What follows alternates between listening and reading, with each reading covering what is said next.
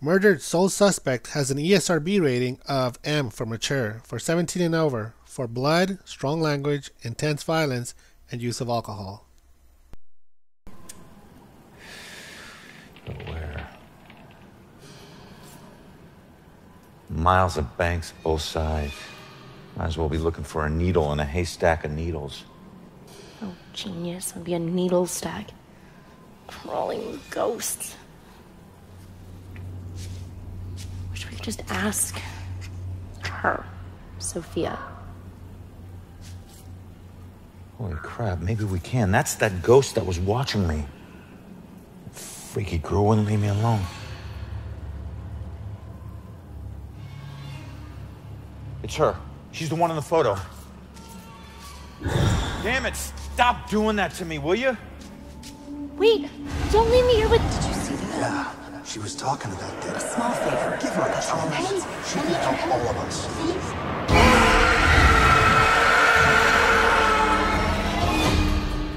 Did you hear that? Of course I heard that. Demons. Shit.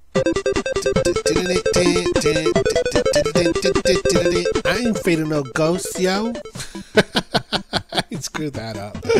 Whatever. What's up, everyone? Welcome to another episode of Is It Worth It? And today, ladies and gentlemen, I review for you Murdered Sole Suspect on the Xbox 360. If you're new to the show and like what you see, please share the video and rate it and subscribe, which is the best way to support the show. My name is Rox, and please sit back, relax, and enjoy the review. Murdered Sole Suspect was a little title I knew very little about. I remember seeing a trailer for it and it got my interest much like the game Thief did. It's just a random title I wanted to maybe play someday, and let me tell you, I'm glad I did. As far as I can tell, the story takes place in modern times under one night when your murder takes place, and the premise of the story is that you as a ghost detective try to solve your murder as well as the string of other murders that have been plaguing the town of Salem. The game begins right after you realize that you have been killed, and you meet this young girl's ghost who basically explains your new surroundings. Hey, why did you run? It gets old, giving counsel to the new ones. Don't take it personal. Running through walls, making things appear. You look like you've been here a while. You must know how this place works then. Works? This place isn't hard to understand. You see, once you are dead, you fall into limbo and can't ascend because of unfinished business that you need to resolve within yourself. Your name is Ronan, and you are a detective with a bad criminal background that somehow was led into the force. Ever take a look at those tattoos of his? All that gangland prison crap? He was more criminal than cop. Yeah, you live like a thief, you die like a thief. He was still a badge, dickhead. On the night of your murder, you were going to investigate a break-in at a hotel when you run into the suspect and he throws you out the window, then he goes outside to finish you off. As a ghost, you see things that the living cannot see. For instance, you can see the remnants of old buildings and structures that somehow have left their imprints in time, as well as old folks from previous generations who have long passed away but never crossed over, so they just linger in the background, staring and haunting. The entire environment setting is a dark town with citizens who have been awakened from your murder and are walking the streets and talking to one another, or you can invade or possess their bodies and listen to their thoughts. The settings of the different locations provide for some very heavy, eerie, and spooky locations, like an old church, a cemetery, an insane asylum, and even an abandoned mansion.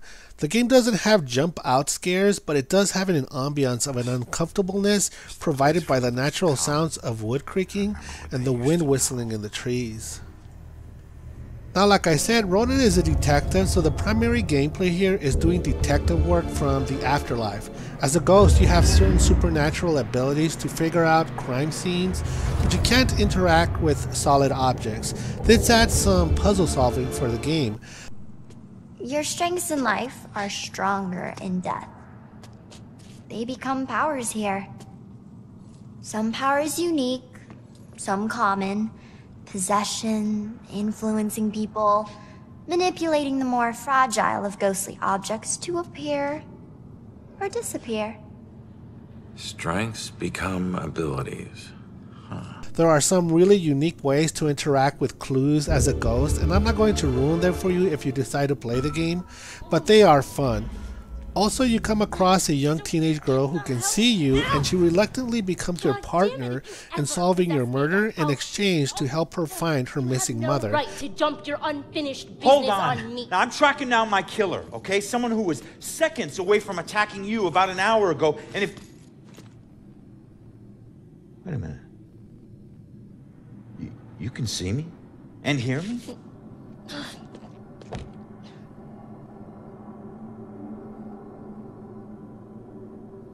Holy shit.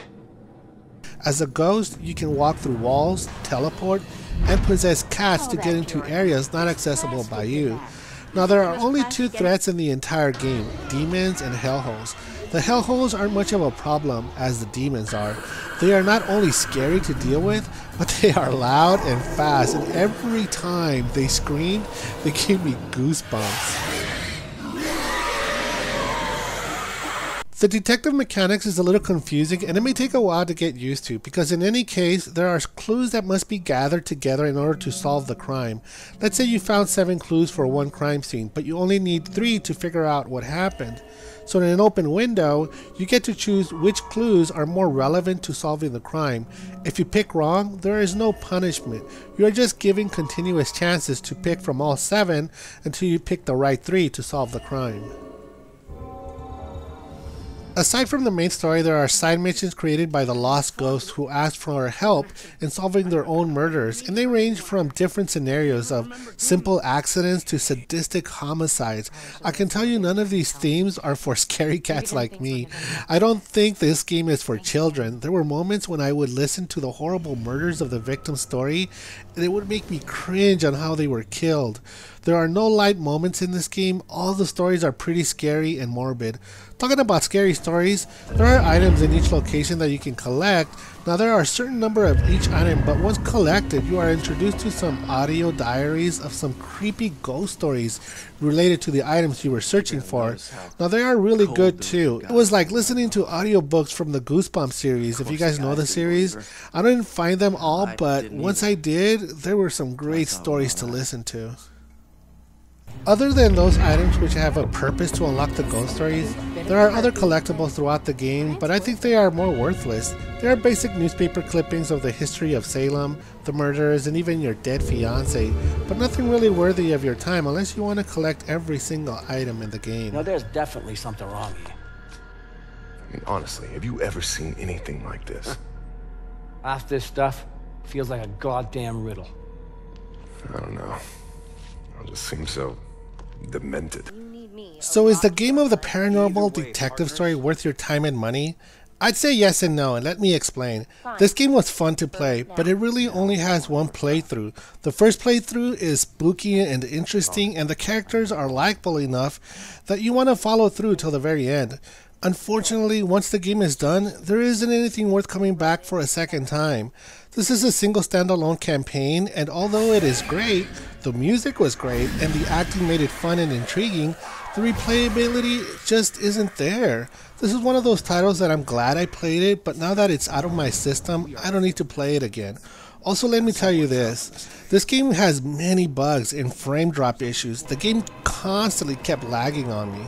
It wasn't enough for me to stop playing because I wanted to follow through with the story, but it got very annoying several times. This is a great one-time experience game that I think you'd like at $19.99. As always, here are the opinions of other websites.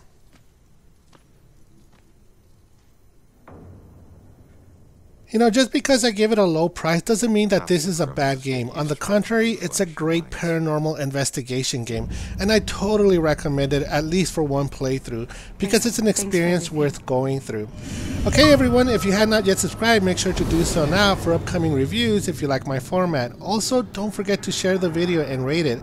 Also, feel free to follow me on my social websites that I have now open to the public on both Twitter and Facebook, and you already know here for YouTube. My name is Rox, and I'll catch up with you guys next time. Jesus. Hello everyone, Rox here with a message that I want your support for this channel. Help me reach 100,000 subscribers by 2015, and we can do this by sharing my reviews, rants, and commentaries on every social media on the web. All you need to do is share, like, comment, and make sure to subscribe. It's free, fast, and easy. You guys, sincerely, in advance, I want to say thank you for your support and encouragement to keep coming back, because you never know when I'll be putting something else up that you might like. Again, you guys, don't forget to share the video and subscribe. My name is Rox, and I'll see you guys next time.